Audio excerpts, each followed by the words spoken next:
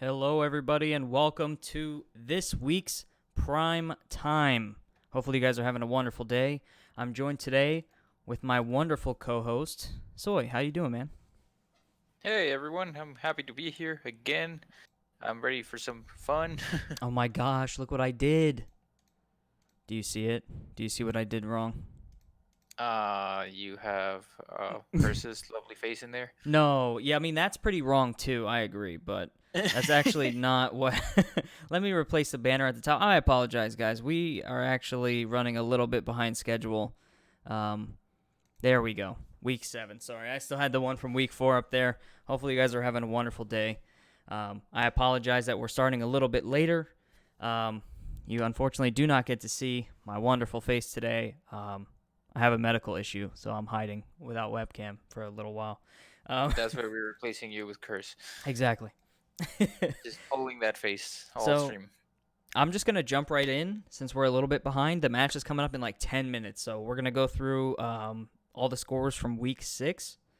Then we're gonna go over our prime time, and if we have any more time, we'll go through some more matches. That sound good to you, man? That sounds great. Let's do it. All right. So this past week, week 6, right? I'm just gonna make sure week 6. This is week 7. Um, we had the St. Hubert Castaways versus the Lansing Leafeons, our primetime battle for last week, which was a 1-0 to the St. Hubert Castaways.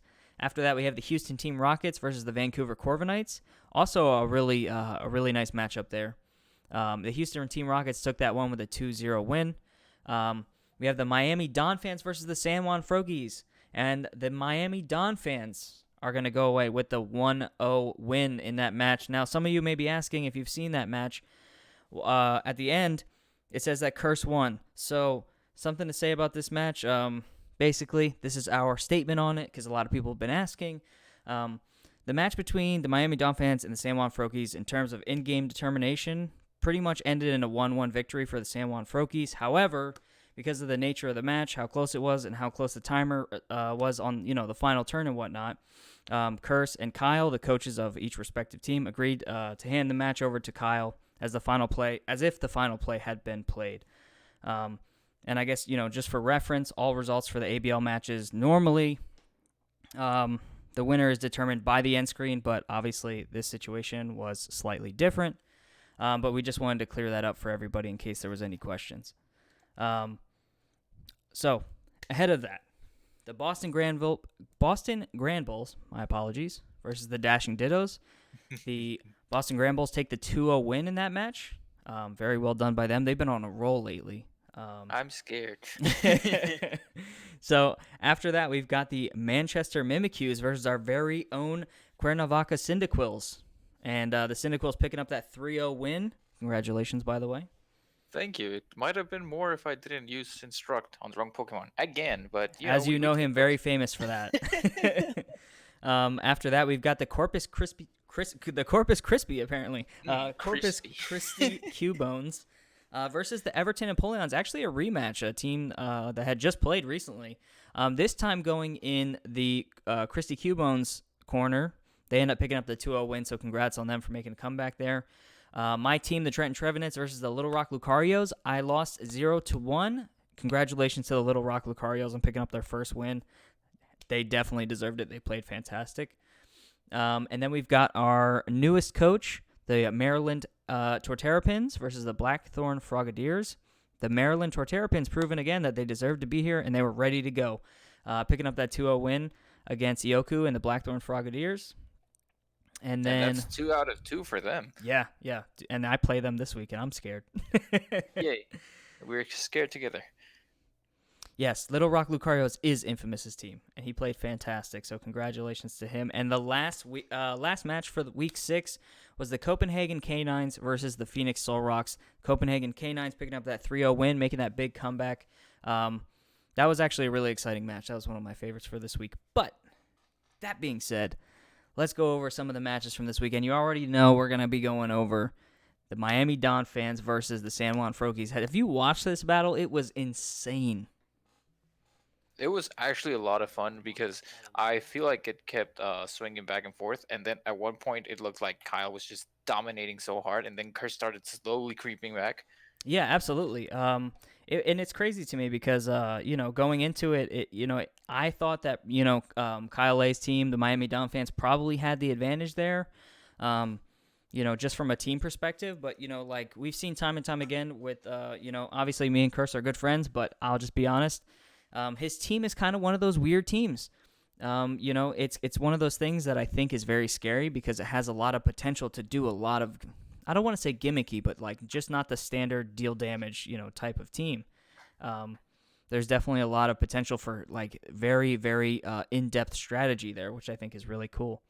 Um, Well, the way I described it in my prep video for his team, right before he thrashed me with Snorlax, by the way, is that he went for a lot of the newer Pokemon. You see him with the Obstagoon, with the Alcremie, with yeah, the Orbeetle, and that gives him the edge in terms of knowing what these Pokemon are capable of. And like you said, it's not really gimmicks, but he does have the ability to go for some stuff that is more unusual, so it's yeah. easier to catch you off guard. I think if anything, I would say that his team, and I would say Salabgo's team, as well as maybe Randy's team, who we're going to see play tonight, and Kyle A's team to an extent as well, are they're just very they really like sort of take on the essence of like double battling. Like what is the potential for double battles? You're going to see the kind of things that you're just not going to see in single battles when these teams play because they have that potential to make double battles, or I mean show off what makes double battles so great in our opinion anyways. But yeah, this match was fantastic. We actually are giving the prime time to Curse for this one. If you look, if I can find it here, there's a play towards the end that simply, honestly, is just incredible. It's a speed swap. If I could find, I don't want to spoil it in case anyone hasn't seen it. I It's think pretty it's much the next to last turn, or actually two before that if we're counting the last one. oh here it is.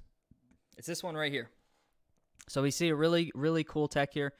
We see the Drifloon go for the acrobatics, doesn't get the kill on Obstagoon. We see the speed swap happen right here. So that Obstagoon's going to outspeed the Gallade, and then he's going to go for the knockoff, and he's just going to one-shot. And as you can see, Curse obviously very excited about that one. That was a really, really cool play. So That was a congratulations to killer him. slap.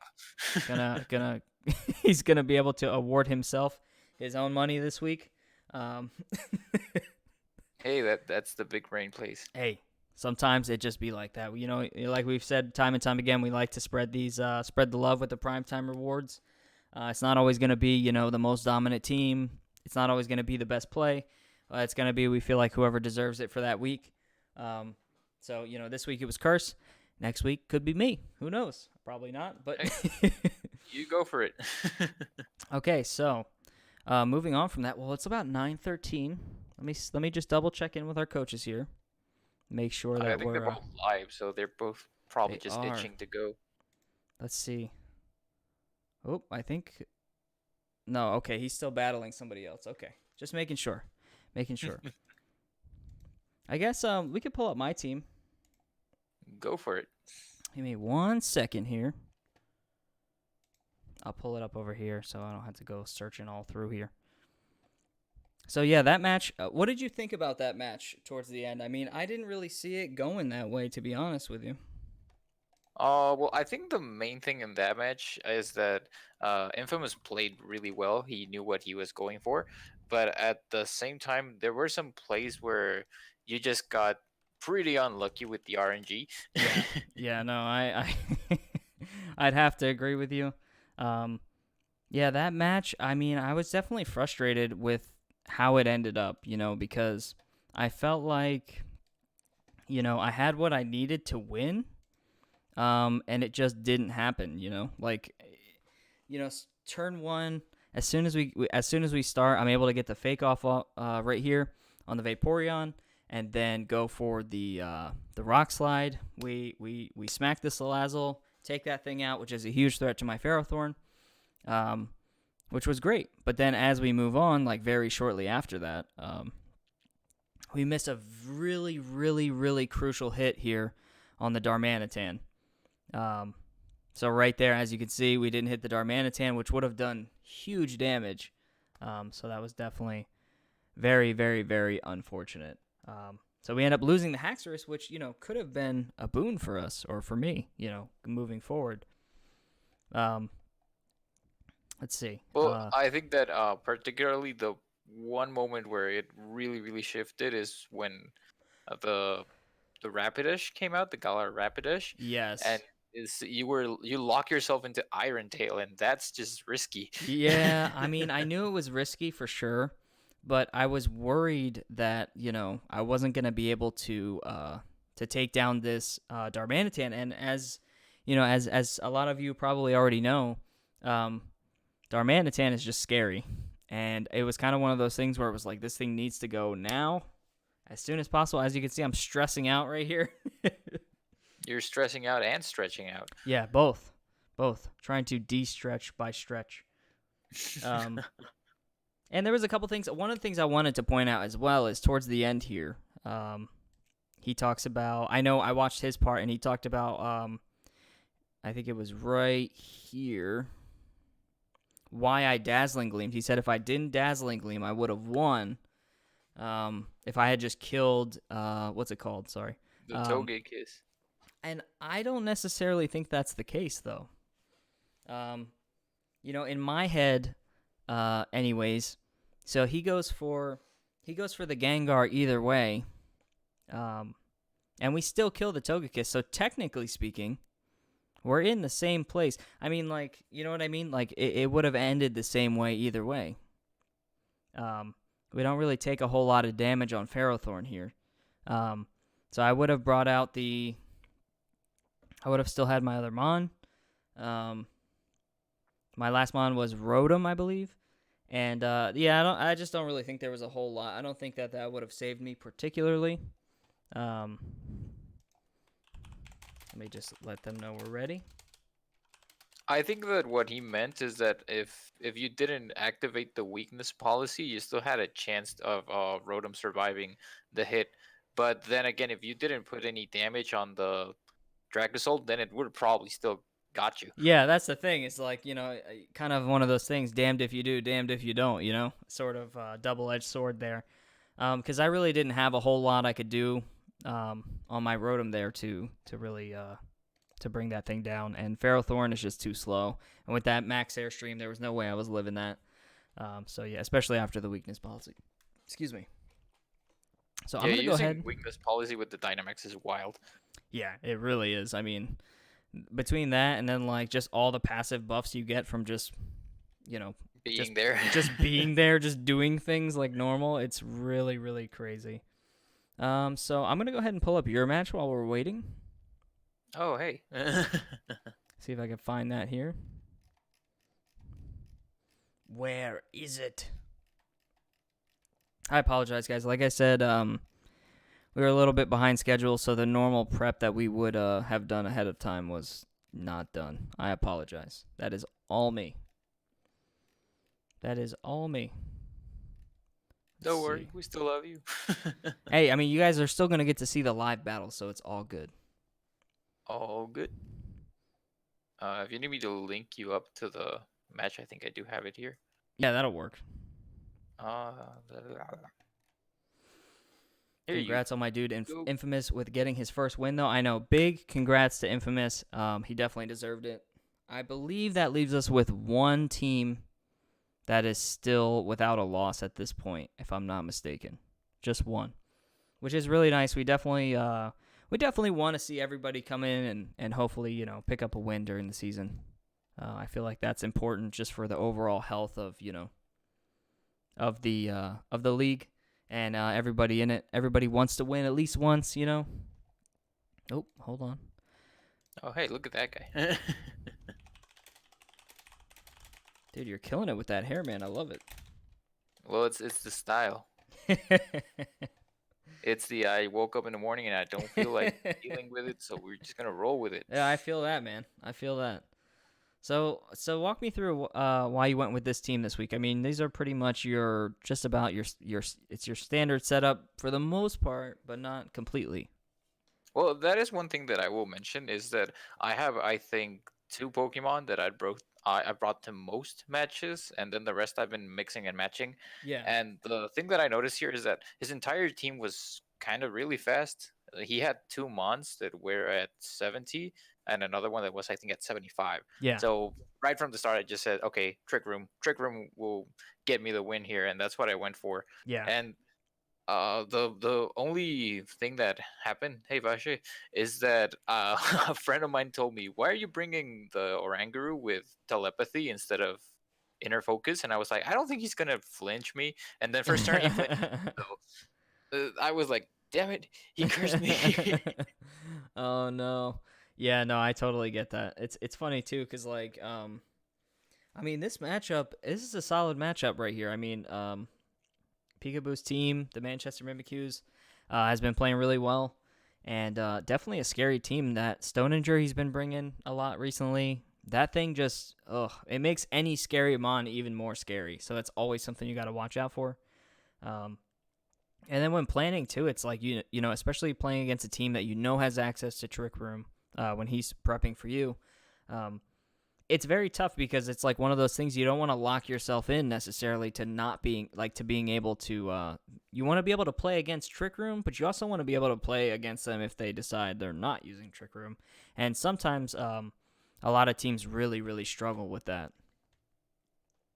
Well, I think that's something that hindered him a lot here is that he didn't prepare for the Trick Room, Yeah. because in this turn in particular, he didn't go for the Dynamax. He decided to protect instead. But if he went for the Dynamax and then hit the Oranguru again, the Oranguru would have gone down and not have been able to set up the Trick Room, which would have already been huge for him. Yeah. But he decided to, I guess he wanted to play it safe. So he decided to just protect. And then once the Trick Room was up, he decided to save the Hydreigon. The problem is that he went for a switch and he switched into Lucario that also took super effective damage from the Pangoro's stab fighting attack, so that just destroyed it. Yeah. Yeah, for sure. And it's crazy to me. I mean, like Trick Room is one of those things that's so scary. You just have to be ready for it. If you're playing it, if you know your team has fast Mons, or if you're playing against somebody's team who has especially slow Mons, it's just so detrimental to your team. Because, like, generally speaking, slow Mons usually make up for that slowness in other stats. So if that Trick Room goes up and you don't have a way to stop it or reverse it, You're gonna get punched by a panda. yeah, and he's going to suck the life force out of you with it. Yeah, and then the funny thing here is that he paralyzed me, and he even mentioned it in his video. He was like, "Oh, I helped him out with that." Yeah. So I think they are getting ready to battle here. They are. All right, so we'll go ahead and switch over to that. Let's go. Oh, look at this. It's a little bit of Pikachu. Stop. And he's ready to hug that Geodude, I think. Got too many windows open here. All right. Just leave the one with Curse's face there. Yeah, right. Just the whole time we're just sitting there commentating. So what do you think about this matchup? I was going to mention that because I did talk to Randy about the matchup. He just wrote to me, Okay. and he was telling me a little bit about his prep. I'm not going to spoil you guys because I'm not sure still what he's going for. Yeah. But he did mention that the Corbinite was a really good counter for his Excadrill. Those are the two captains here. Yeah. And the Corbinite is wild. That thing, it can put in a lot of work. I know it did against my team. Yeah. But Randy is the kind of trainer that, first of all, his team is really good. And he can prep for everything. He had a fantastic draft, and even if he doesn't go for a lot of flashy things, he still makes it work, and he has enough cunningness to plan out for things that you wouldn't expect, even when, like I mentioned, not going for stuff that is super flashy. Yeah, no, for sure. He's definitely willing to make the risky play, for the long con. I think one of the interesting things here is Randy is one of two of the only undefeated teams right now, being his team and the St. Hubert Castaways. And the Leafeons here just played the other undefeated team last week on Primetime, and they've gotten the closest to anybody to beating HBT's team. They got it down to 1-0. So I think if anybody's got a chance here, because unfortunately, Right now, Randy's team and HBT's team, they don't have a match lined up. Maybe we'll see it in the next shuffle. Hopefully, I'm really, really wanting to see that match, especially if they both continue to go undefeated. I think that would be one of the most hype matches of the season. That would certainly be hype. Yeah. So we see him leading off here with the. Why does this? Butterfree and Heliolisk. Yeah, that's interesting. Interesting. But yeah, I think I'm if anybody, out of who he's faced so far, I think the Leafeons here stand a really solid chance of pulling off a victory here. I think they can definitely do it. But they're going to need to play out of their minds because if anybody's familiar with Randy, he is an excellent battler. He has an excellent draft. He's definitely the team to beat right now, along with HPT. But I think they can get it done. They just gotta, they gotta play at another level. Well, the thing I was going to mention is that with that lead, the Butterfree and the Heliolisk, I'm guessing he's trying to go for some sort of Rage Powder set on the Butterfree. Either that, or he might go for a Wild Sleep Powder. But the Geralt there is rocking that Prankster, so that is dangerous. And the Leafeons have usually been running the Itsy Bitsy Spider with choice specs, With so that Electro thing Web. can hit like a truck. And that Electro Web, I mean, Electro Web is pretty nice, but at the same time, not going to really do a whole lot to slow down that Grimmsnarl. Obviously, running Prankster. So he's going to do basically whatever he wants, regardless of speed. But that Galvantula, definitely scary. But we'll see what happens here. I know So that's something that taunt? the Leafeons like to go for a lot is the Volt Switch. Okay, so he's going to bring that down. All right, so we see the sticky webs. Interesting. And he wasn't able to get off that sleep powder. Good damage too. It did. I'm kind of surprised to see to not see the throat spray on him, but he is running the magnet. He's trying to boost those electric moves. If I'm not mistaken, that is what the magnet does it not? It does, and I think that taunt was kind of huge because that just shut down the Butterfree. Yeah, it did. But that Galvantula is going to go down to Hyper Voice here, so we'll see what he's got. Obviously, he knew it was going to go down, even with that speed drop. And he can't hang on, so he takes down 2. So he's going to go down 2-0 right now.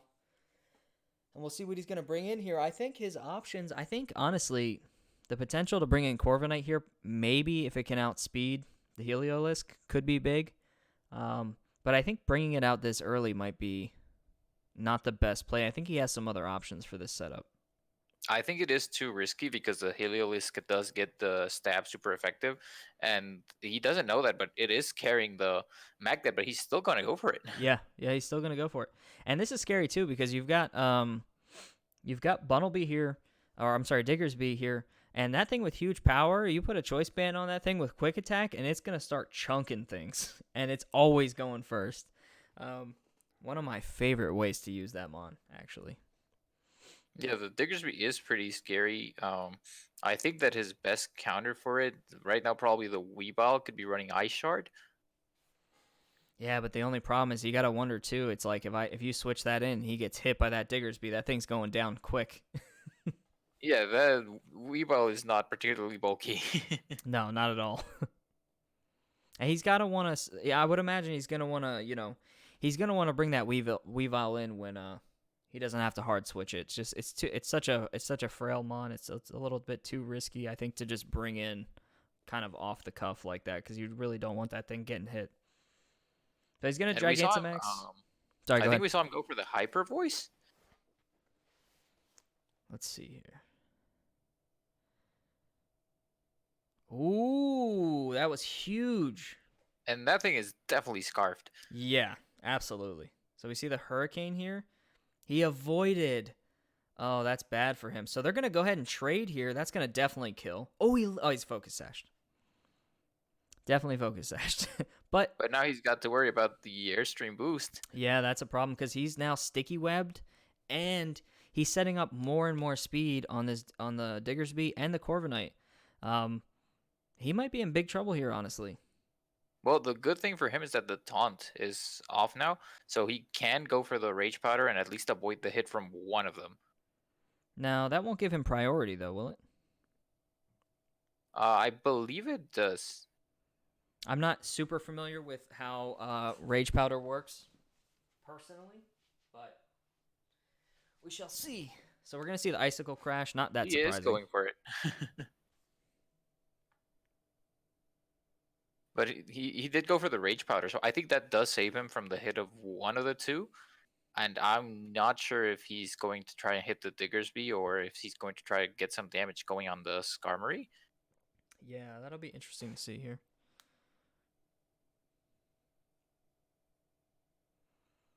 I believe that, you know how I told you that he did talk to me about his prep. I know he has something special for that Corviknight, but I don't think he's going to be wanting to go for that, knowing that the Diggersby is there. Yeah, it seems like if he did have something, judging by his reactions to how the last turn or so have gone, it doesn't seem like, that plan is going to work out necessarily. So we do see the Rage Yeah, Powder. it does have priority. Center of Attention. Doesn't affect Butterfree. So we're going to see another Max Airstream here. That's obviously going to take out the Butterfree. And get another speed boost here. Now we got to see if this Diggersby is going to go down. I would imagine it probably will. As long as the Icicle Crash doesn't miss, because it could. Oof, that would be bad. Oh, it did. And I cursed him. Yay. You know what was going to happen. You know when it freezes like that, you get that pit in your stomach? You know when it says so-and-so uses this, and then nothing happens for like 2 seconds, you're like, uh-oh. Oh, no. Death approaches.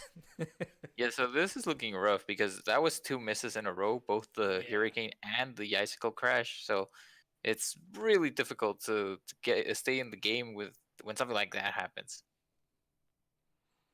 Just give me 1 second here.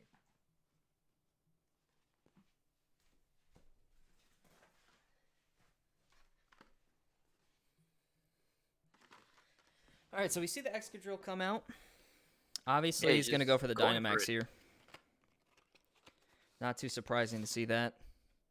He's going to go for that Max Steel Spike. He's going to get rid of he's going to go for that Diggersby first. Oh, okay, so he's going to send in the Gigalith. He's going to get that Sand Boost.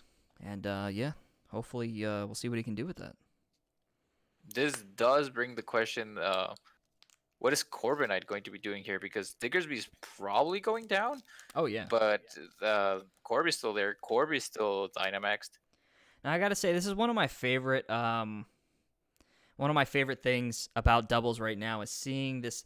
It's kind of a play that you will see somewhat, I would say a lot, is this, Dynamaxing and then hard swapping your partner to bring in the weather when it didn't exist that turn and kind of throwing your opponent off and setting it all up kind of in one turn because of how speed works now.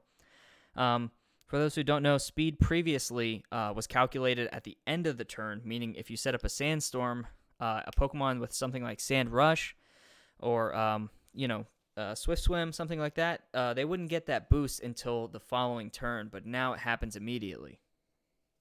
Oh, but the speed wasn't enough. Oh, he hangs on with the Gigalith, though. Well, Gigalith is bulky.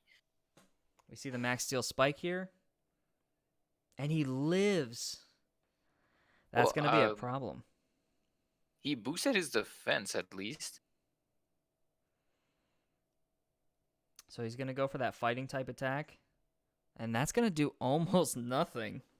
That was huge. But they both get the boost now, the attack boost, and that is huge as well. Yeah.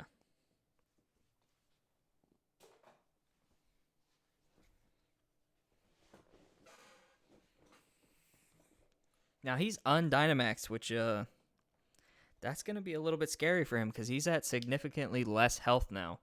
And that Excadrill is pretty much just up and running at full power here with barely any health missing. And then the fact that he's dropping down now as well is he's losing access to that 140 base power fighting move or 120, whatever it is. So we'll see what happens here. I think he just went for... Whoa! The critical hit. That's just terrible luck he's had this game. RNG tonight is insane.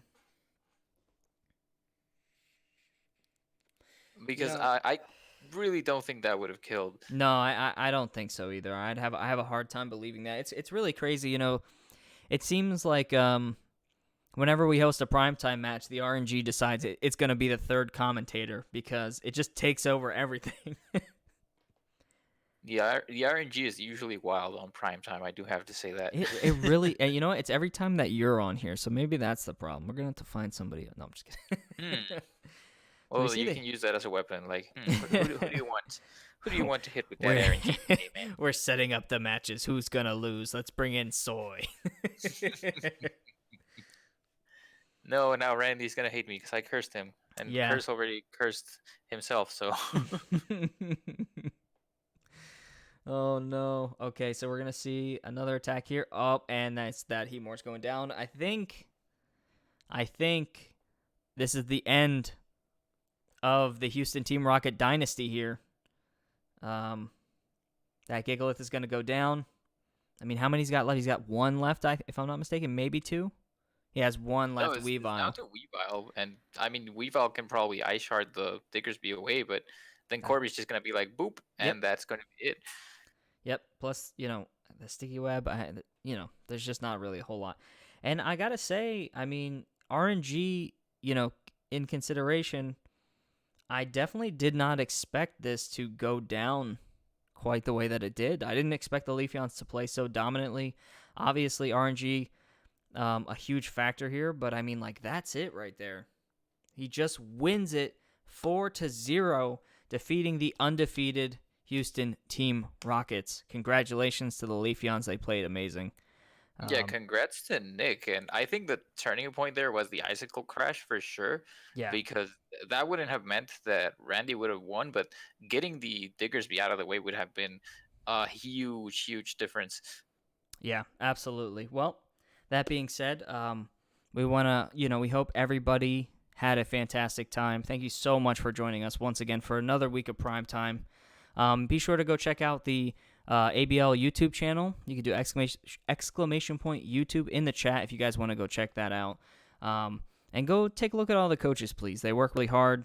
They show up every week. They put in the work. Drop them a sub. Show them some love, please. We'd really, really appreciate it. And shout out to all the staff. I don't want to shout out myself. That feels weird, but I'll shout you out. Shout outs to Perk because he's nice. Yeah, and shout out to Curse and Kyle. We appreciate you guys. And shout out to all the viewers out there watching. We really appreciate you. Yeah, man, you got any closing thoughts? Well, the soy curse is real. There it is, folks. We'll see you guys for the next one. We hope you have a wonderful night. And we'll see you later. Buenas noches.